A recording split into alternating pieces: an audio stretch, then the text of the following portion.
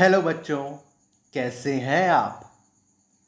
अब तक आपने भाग 1 का वीडियो देख लिया होगा और कोरोना वायरस और कोविड-19 के बारे में काफ़ी सारी बातें सीख ली होंगी और सारी गतिविधियां भी कर ली होंगी। अब हम इस प्रोजेक्ट में चौथे दिन में पहुंच चुके हैं और करेंगे नई खूब सारी गतिविधियां। गतिविधि 1 में हमने देखा कि साबुन से अच्छी तरह हाथ धोने से सारे कीटाणु चले जाते हैं और हमारे हाथ बिल्कुल साफ हो जाते हैं। पर क्या ये कीटाणु साबुन से डरते हैं? आखिर होता क्या है साबुन से हाथ धोने से? इसे समझने के लिए चलिए एक नया गतिविधि करते हैं। इस गतिविधि को करने के लिए आपको चाहिए एक थाली, कुछ काली मिर्च पाउडर, साबुन और पानी। सबसे पहले एक थाली या कटोरी लेकर उसमें थोड़ा सा पानी डाल दें और फिर उसमें पिसा हुआ काली मिर्च या काली मिर्च का पाउडर ऊपर से डाल दें। उसके बाद अपनी एक उंगली पानी में डालिए और देखिए उंगली को पानी में डालने से क्या होता है।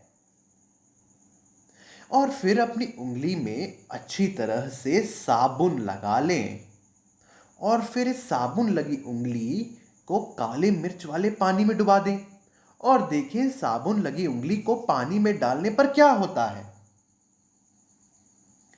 तो जब साबुन लगी उंगली पानी में गई तो काली मिर्च ने क्या किया? उंगली के पास आ गई या उंगली से दूर भाग गई? तो यह प्रयोग करके आपने समझ लिया होगा कि जब सूखी उंगली को काली मिर्च वाले पानी में डालते हैं तो काली मिर्च को कुछ नहीं होता, यहां तक कि कुछ पाउडर उंगली में भी चिपक जाता है।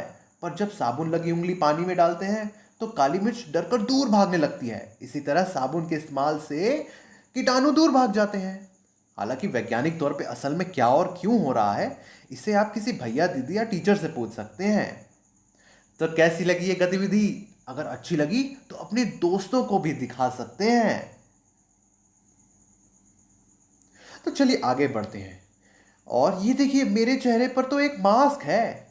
ये बताइए कि आजकल सभी मास्क पहने क्यों दिख रहे हैं? और वो भी बिल्कुल अलग अलग प्रकार के मास्क। कुछ मास्क तो चिड़िया की चोंच जैसे दिखते हैं। असल में मास्क एक संक्रमित या बीमार व्यक्ति के अंदर से कीटाणु या वायरस को बाहर हवा में आने से रोकता है। क्योंकि मास्क नाक और मुंह को ढक लेता है, छींकने या खांसने से कीटाणु मास्क लगाकर रुक जाते हैं और पास खड़े लोग संक्रमित होने से बच जाते हैं। इसलिए अब मास्क पहनना बहुत ज़रूरी हो गया है। और अगर आप मास्क पहन ही रहे हैं तो मास्क पहनने का सही तरीका भी सीख लीजिए। हाथ को पहले धोएं, फिर अच्छी तरह से मुंह और नाक को ढककर मास्क पहनें। मास्क को बार बार ना छुएं। सावधानी से मास्क उतारें और मास्क उतारने के बाद अपने हाथों को अच्छे से साबुन से धोएं। यह है मास्क पहनने का सही तरीका। और ढेर सारे मास्क तो अब मिलने लगे हैं। ये ज़रूरी है कि मास्क में कम से कम 3 लेयर हों। आगे बढ़ते हैं दिन 5 की तरफ और करते हैं एक नई गतिविधि। इसमें हम दूसरों से उचित दूरी बनाने के बारे में जानेंगे, जिसे सोशल डिस्टेंसिंग भी कहा जा रहा है।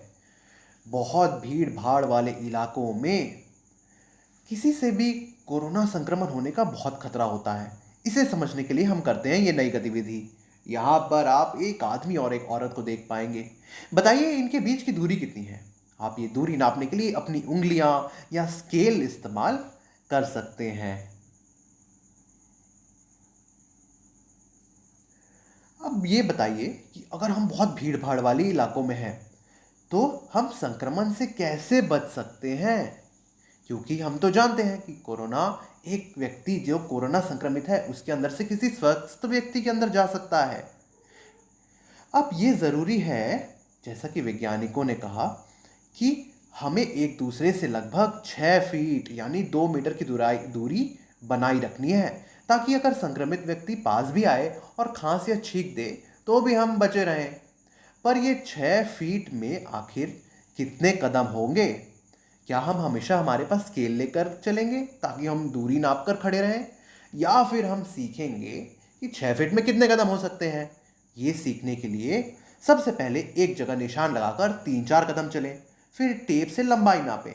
अगर 6 फीट नहीं हुए हैं तो 1-2 कदम और चलें। इस तरह 6 फीट कितना होता है ये आपको समझ में आ जाएगा। और एक बात का ध्यान रखना बहुत ज़रूरी है कि हर किसी के लिए 6 फीट बराबर समान कदम नहीं होंगे, क्योंकि शहनाज लंबी है तो वो कम कदम में ही 6 फीट कवर कर लेगी। पूनम तो छोटी है, उसके लिए 6 फीट में कई सारे कदम लेने पड़ेंगे।